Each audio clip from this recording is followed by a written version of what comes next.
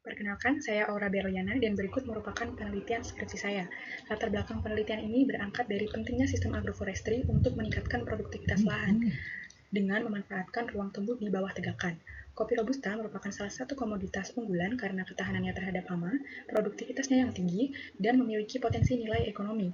Namun, kondisi lahan berlereng dan juga pertumbuhan gulma yang cukup tinggi di lahan dapat menjadi tantangan utama, sehingga mulsa organik sekam padi dapat dijadikan sebagai solusi untuk mengatasi tantangan tersebut karena mampu menjaga kelembapan tanah, mengurangi erosi, dan menekan pertumbuhan gulma. Sehingga tujuan penelitian ini yaitu untuk mengetahui pengaruh kelerengan, mengetahui pengaruh mulsa sekam padi, dan mengetahui pengaruh interaksi antara kedua perlakuan terhadap pertumbuhan tanaman kopi Robusta umur 1 tahun di bawah tegakan meranti. Penelitian ini dilaksanakan di demplot campur tanaman sengon meranti yang terletak di Cangkringan, Sleman, Yogyakarta. Adapun desain penelitian yang digunakan adalah split plot design dengan dua faktor perlakuan, yaitu kelerengan atas, tengah, dan bawah sebagai petak utama, dan mulsa sekam padi diberi dan tidak diberi sebagai anak petak.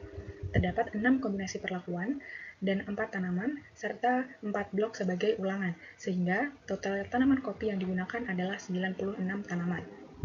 Prosedur penelitian ini dimulai dengan observasi lapangan, dilanjutkan dengan pemasangan label, lalu pengambilan data, pencatatan tanaman gulma dan juga kondisi lingkungan, dan yang terakhir dilakukan analisis data menggunakan ANOVA dan uji lanjut di MRT dengan bantuan aplikasi SPSS. Hasil penelitian ini menunjukkan bahwa kelerengan berpengaruh signifikan terhadap diameter pertumbuhan tanaman di lereng tengah dan bawah lebih baik daripada di lereng atas. Hal itu diduga karena variasi kesuburan tanah, di mana lereng tengah dan bawah lebih baik kesuburan tanahnya daripada lereng atas. Sedangkan mulsa sekam padi berpengaruh signifikan terhadap tinggi dan diameter tanaman. Pertumbuhan tanaman dengan perlakuan mulsa lebih baik daripada tanpa perlakuan mulsa. Hal itu mengindikasikan bahwa mulsa sekam padi efektif untuk menekan pertumbuhan gulma, sehingga persaingan nutrisi dan juga air terhadap tanaman utama menjadi lebih sedikit. Dan yang terakhir, interaksi antara kedua perlakuan tidak menunjukkan perbedaan signifikan pada parameter yang diamati. Sehingga dengan demikian dapat disimpulkan bahwa kelerengan berpengaruh signifikan terhadap diameter, di mana pertumbuhan tanaman di lereng tengah dan bawah lebih baik daripada di lereng atas. Yang kedua, mulsa sekam padi berpengaruh signifikan terhadap tinggi dan diameter, di mana perlakuan dengan mulsa menunjukkan pertumbuhan yang lebih baik daripada tanpa mulsa.